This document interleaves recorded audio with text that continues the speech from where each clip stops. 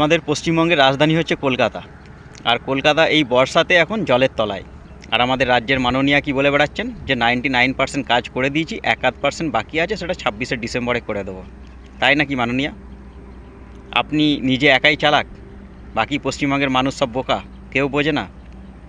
আপনি 26শে এপ্রিলেতে তো আপনি হীরক রানী বাই বাই হয়ে যাবেন, তো ডিসেম্বরে কাজটা করবেন কিভাবে? আমি পাড়াগঞ্জের কথা তো বাদই দিলাম, কারুর পাড়ার মধ্যে সুইমিং পুল হয়ে গেছে, কারুর বাড়ির মধ্যে সুইমিং পুল হয়ে গেছে, বাড়ির উঠানের মধ্যে। আর আপনার দলের ওই ভাঁওতাবাজ দুটো ইলেকশন পার করলো ঘাটাল মাস্টার প্ল্যান বলে, আজকে ঘাটাল সমুদ্র সৈকত হয়ে গেছে। মানুষ কি বোঝে না? আপনাদের ভাঁওতাবাজি কিছু বুঝতে পারে না, দেখতে পায় না? আপনি যা বলেন তার উল্টোটা করেন। 14 বছরে আপনি বলছেন 99% করেছেন, তার মানে কি 14 বছরে আপনি 1% করেছেন, 99% বাকি আছে, 1 বছরে করে ফেলবেন?